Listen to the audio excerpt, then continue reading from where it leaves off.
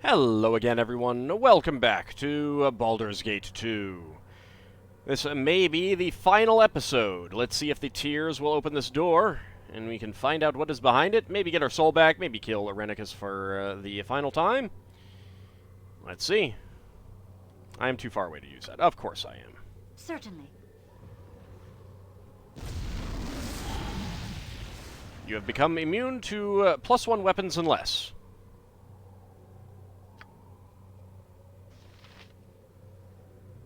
Alignment change neutral evil.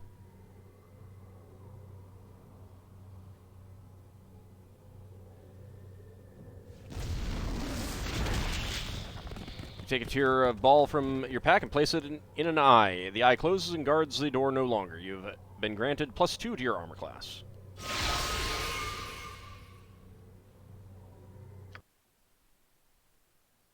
How did I get to be neutral evil? +2 to all of my saving throws. Is that because I sacrificed Minsk? 20% resistance to fire, cold, and electricity. +1 to my wisdom and charisma.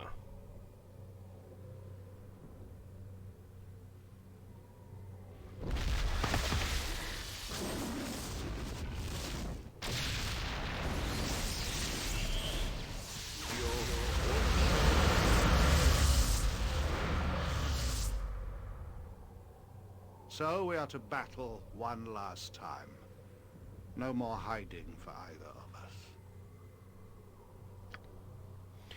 I will enjoy destroying you, Elmendreda. To die in this place is to cease to exist. I guess that was the, I became evil for sacrificing Minsk.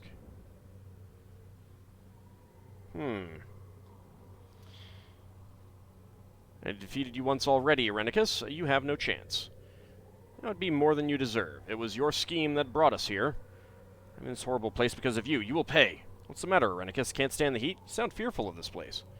I'm ready to face you. I've seen the depths of my soul, and I am not afraid.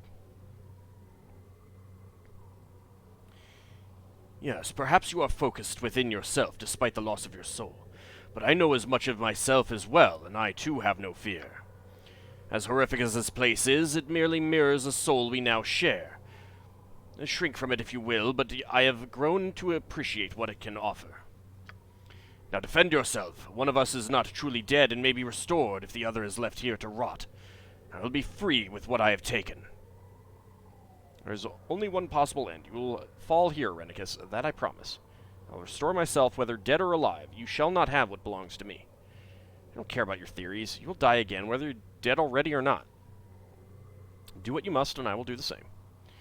Yeah, there is only one possible end. You will fall here, Irenicus, that I promise. We shall see, Elmendreda, we shall see. I came to hell to help my friend.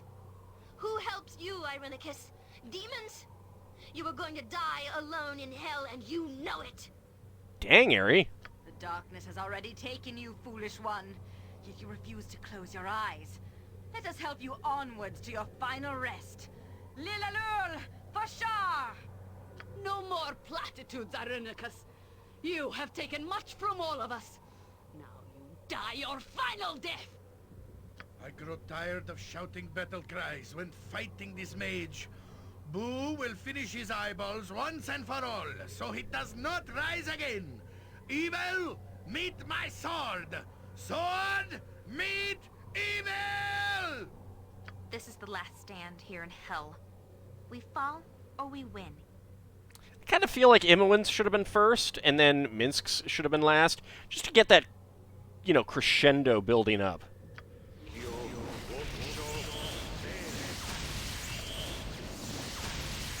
I'll probably have to go back and redo this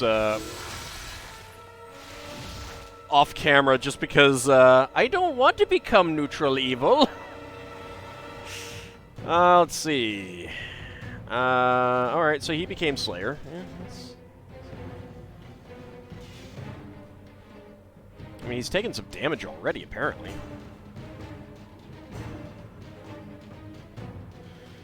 Alright, we have a Glabrazoo, a Balor, a Glabrazoo, and a Balor. Yes? Everyone go after this one for now, please. My weapon has nothing. Right. You need to swap this in. And you need to swap that in.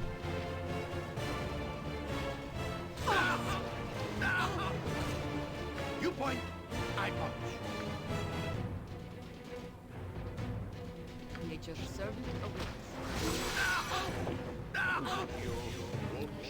Alright, you know what? Screw the Slayer for now.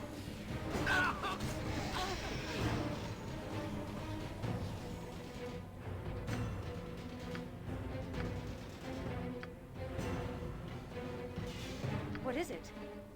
Retreat or fall before me!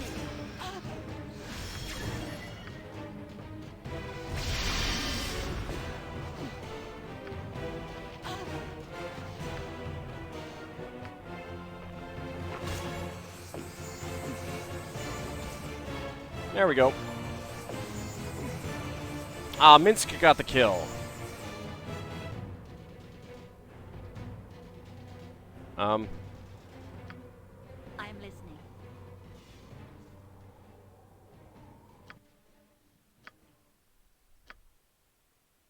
You're stunned, okay?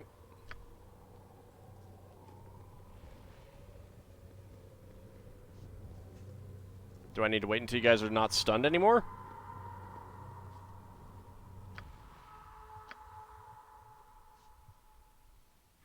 Yeah, I guess I gotta lose a point of dexterity, 2 hit points, and something in the XP, which, meh, I don't care about the XP.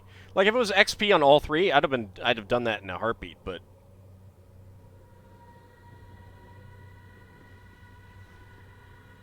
If the game isn't gonna take Constitution away from Minsk for resurrecting him... we are all heroes. You then and Boo and that's I, the better hamsters and option? rangers everywhere. Rejoice! Because he's resurrected? He's alive? No, but seriously, is there something I'm supposed to do? Oh. I guess I do, yeah. Maybe? Oh, you're down here. You will fall by my hand. You guys are stunned for a really long time. Vengeance.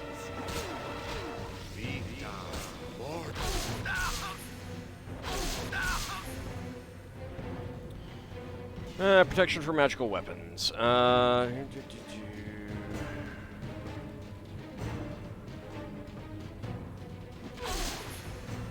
I mean, he's taking damage from Jahara, so...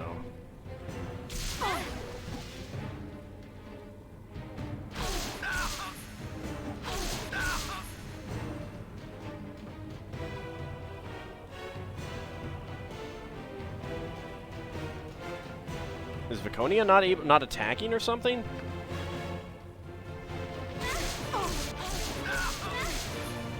Oh, did you do another... There we go. Nope. Nope, you guys are not out of it yet.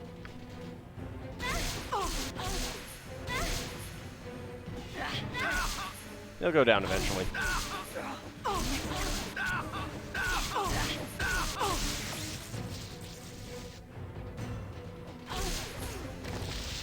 Achievement unlocked. Leave no friend behind.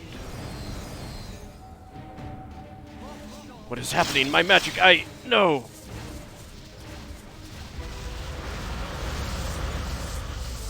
No! No! Nah, it's my soul. I get it back. Finally come to. I almost did not believe it when the priestesses told me that your body was showing signs of life once again. How long was I down for? We resurrected who we could, but it seemed nothing would draw your spirit back. We were about to give up when you began to stir this morning. How long was I... Dead? A couple of days, no more. However, you managed to find your way back. It is good that you have done so. You have done a great service for Soldana Salar. You saved the Tree of Life and myself, ending Irenicus's threat. To lose you would have been tragic. I have planned a ceremony to reward you and to show our gratitude for your actions. You are a hero to the elves, perhaps even a legend in the making. But enough of that for the moment. You will need to rest and regain your strength. I will send a priestess to awaken you when it is time.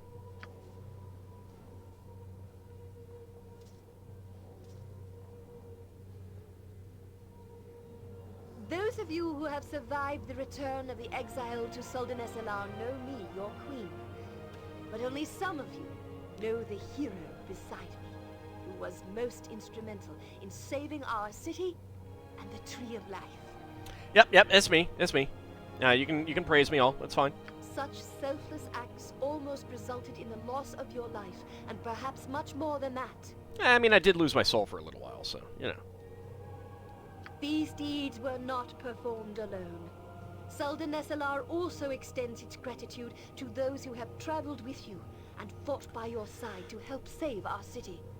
Well, see, Viconia, you could reunite with the other elves. You know, they're very nice to you when you do good things for them. There is no reward adequate enough for one who has done so much. Let us offer, then, the eternal thanks of our people, and an amulet of the Seldarine to remind you forever that you are welcome here amongst us. Ooh, a goodie. As for the man whom we once knew as John Aleth, I can only say that he died long ago. He lives in my memory still. Yeah, I think you should,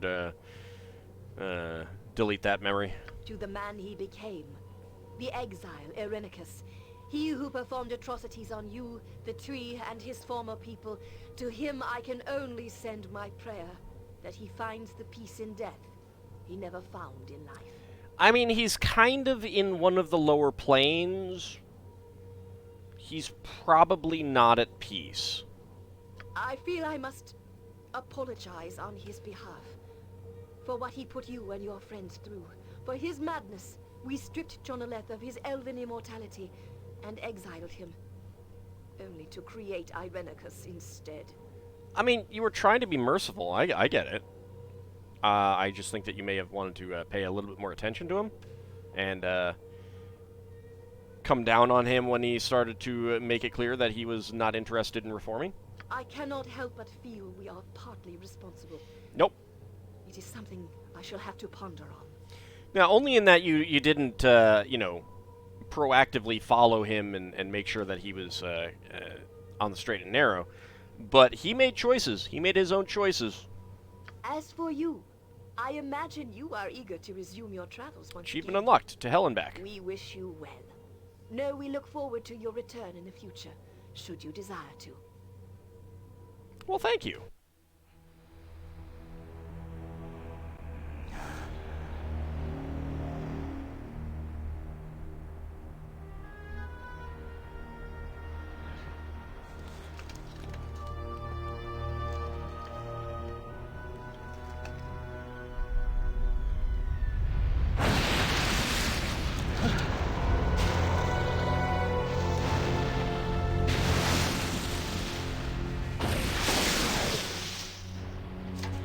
To end like this?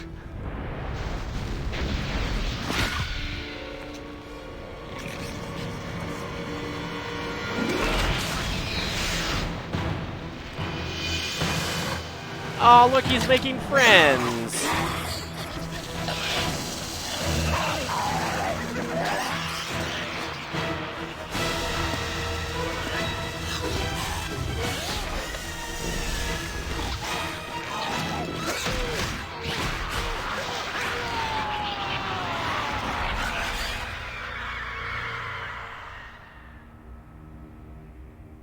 I have to wonder why he didn't become a larva.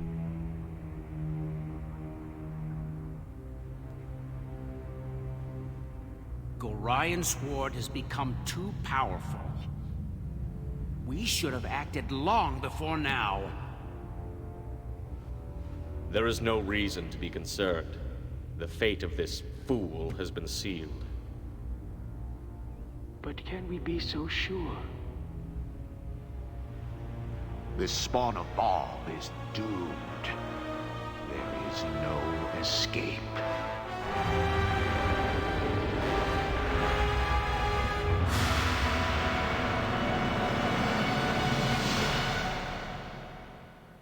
I'm sure that's nothing to worry about. The Lord of Murder shall perish, but in his doom he shall spawn a score of mortal something or other. We read that already, but...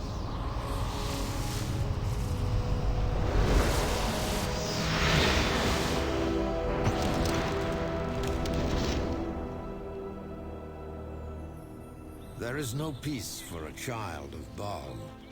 You've learned this lesson time and again, as all who are close to you suffer because of your tainted blood. When John Irenicus fell, you had hoped for some sort of respite, but peril follows you like pestilence. The time of the prophecy has come. 5 powerful Baal spawn have arisen, leading their armies across the Sword Coast, slaughtering their weaker siblings and innocents alike in a wave of massive destruction. Like wildfire, panic spreads before the armies of the 5, and those suspected of being children of Baal are cast out and revived. Even in Soldanesalar, unease grows into fear at your presence. Queen Elysim urges you to visit a sacred grove where the ancients might shed light on your fate. You wonder what part you will play in the dreaded prophecy, and how long before its culmination devours your soul.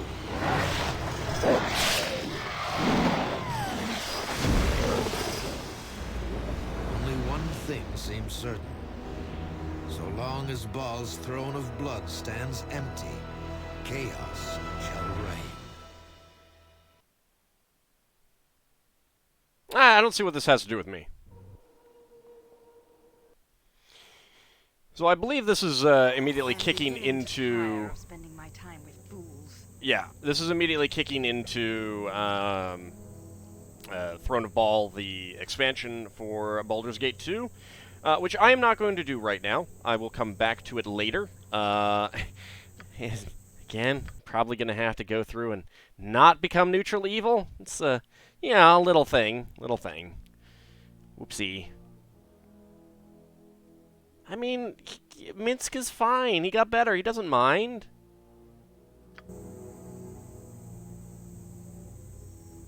Anyway, so I hope you have enjoyed Baldur's Gate 2, Shadows of Am.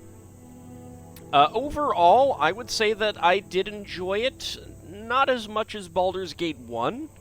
I think that getting higher level in this game, in this engine, has kind of shown its flaws in more noticeable detail.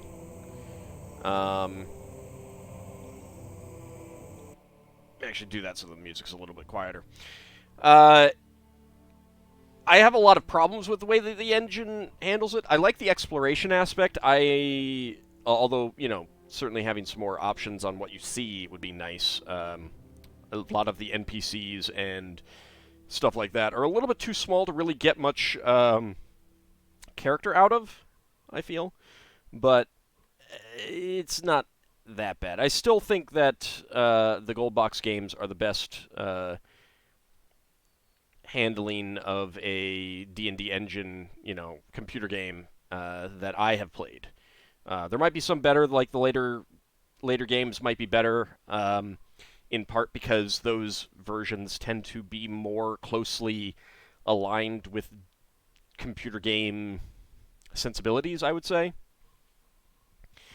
But yeah, I do feel that this kind of shows the strain more than the first game did. That said, like I said, I did overall have fun, with the exception of the Watcher's Keep. I think that whole section was very poorly designed. Just generally bad gameplay design, more so than any of the bad gameplay design in the rest of this game. No real story, just a slog. Just go in here, kill everything, loot the stuff, and then deal with a very annoying enemy at the end. And it's just like, that's not a great way of handling it. Like, one thing that I will put in this series' favor over the Gold Box games is the dialogue trees and the dialogue options that you don't get with those. If you could take that element out and put that into the Gold Box games, that style, then I would say then you'd be getting up to you know, maybe not perfection, but certainly a far better experience. Because that's always one of the problems with those engines is just the story does kind of take a backseat to the exploration and battle engine part. But I think in terms of implementing the D&D rules, that does it a little bit better for the most part.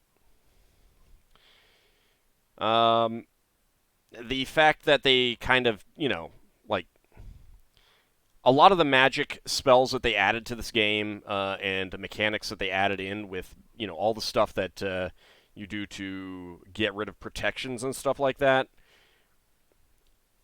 that kind of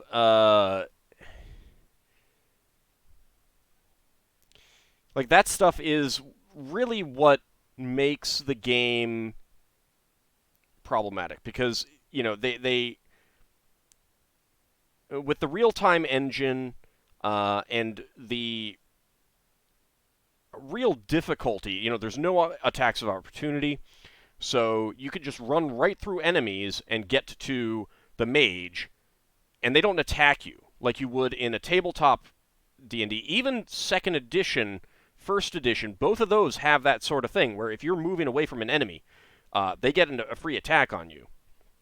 Like, that's old school. And you got that in the Gold Box games, too. So, the main protection that wizards are supposed to have in the tabletop game, i.e., other units that screen you, that keep you from getting up and meleeing them, that's not in this game. That is not in this engine. You can't do that in this game very well.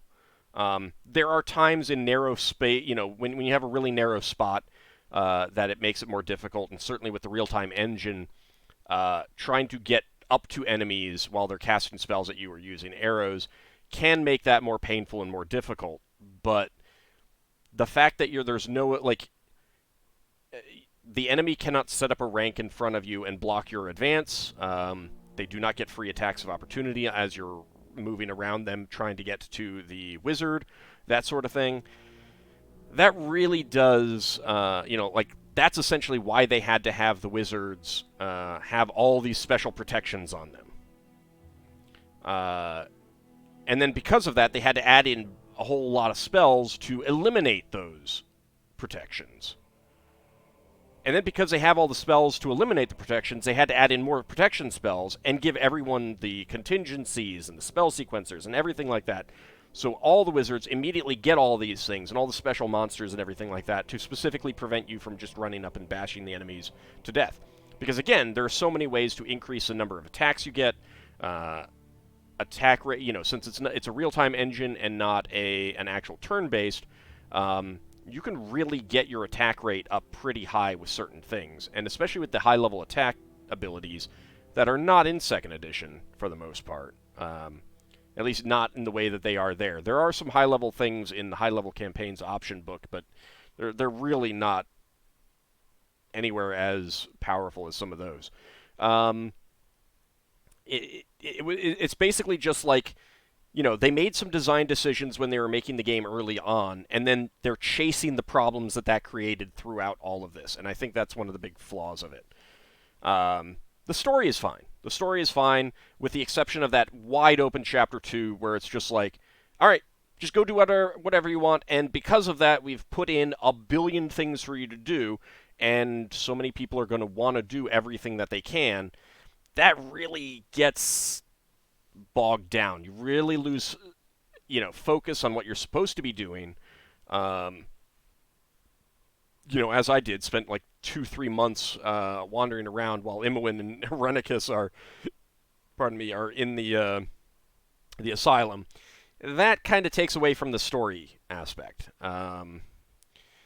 And the fact that you can also just basically rest almost anywhere and recuperate, get all your spells back, get your hit points back, and everything like that,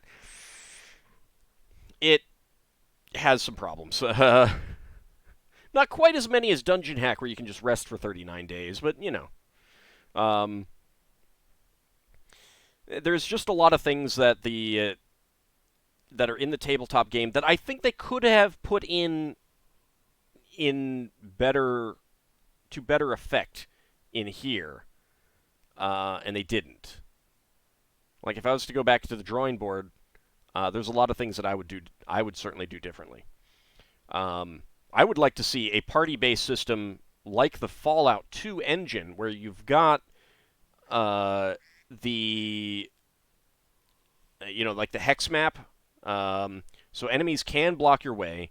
You'd have full control of all of your party members, and you'd be choosing what they're doing every round, and have it turn-based, so you've got the movement and you've got your actions, all together, and it's not just you need to, hope that you rush up to the enemy in time kind of thing. I think that would be a much better system. But that's neither here nor there at this point. Those design decisions have been made. But overall, I think it's a worthy successor to Baldur's Gate. Not quite as good, in part because the high-level play has always had some issues in Dungeons & Dragons, in part because there are more options and thus more ways for you to deal with your opponents. And that can make greater difficulty for a dungeon master in deciding what to do, as well as, coming up with things that actually are challenging. And you kind of get that here. Going through Watcher's Keep when I did made basically everything after that pretty darn easy.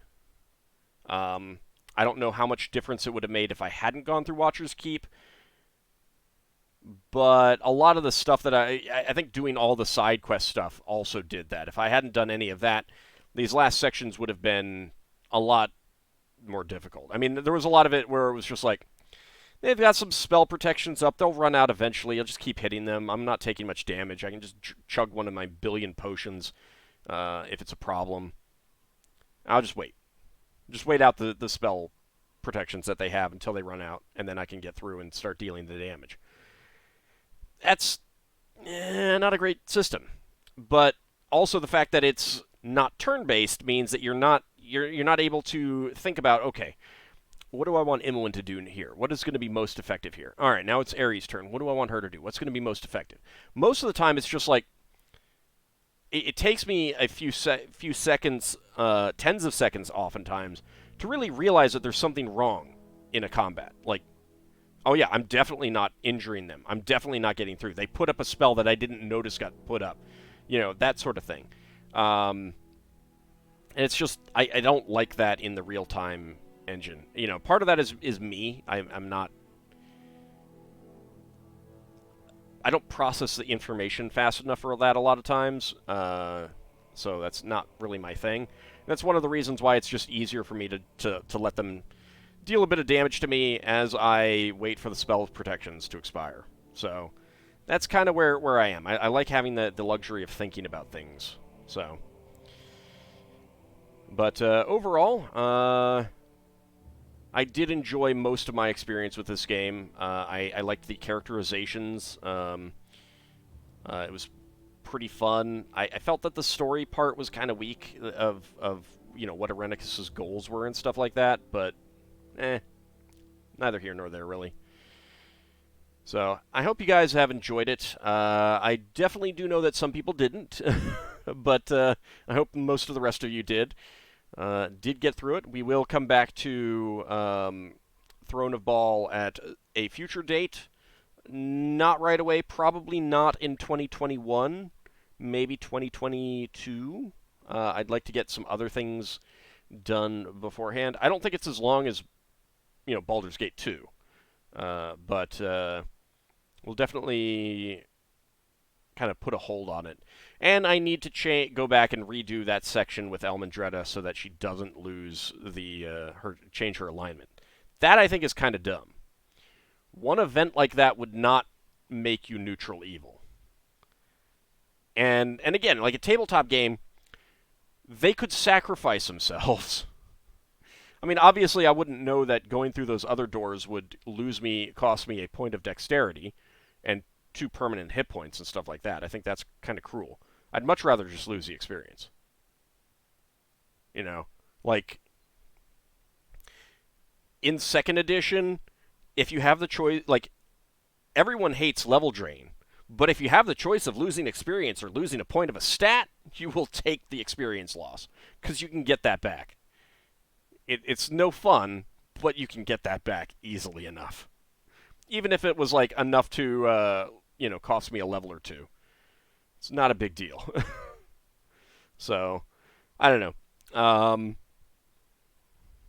Yeah, that's what it is. Anyway, this was a Patreon viewer request. Those on Patreon nominated and then voted on 5 games, and then that moved over to YouTube. For those of you who weren't around for that or missed that. So we will be doing another one later this year. I will probably say no to a game that's this long. I knew this one was long, but I didn't quite realize I would take this long to do it. It was almost 2/3 of a year. That's not ideal, but yeah, we'll see how it goes. Anyway, I do have Patreon reward requests coming up after this. So stay tuned to see what will be coming up next on the channel. I hope you guys enjoyed Baldur's Gate 2 Shadows of Amn, and I will see you next time. Thanks for watching, everyone.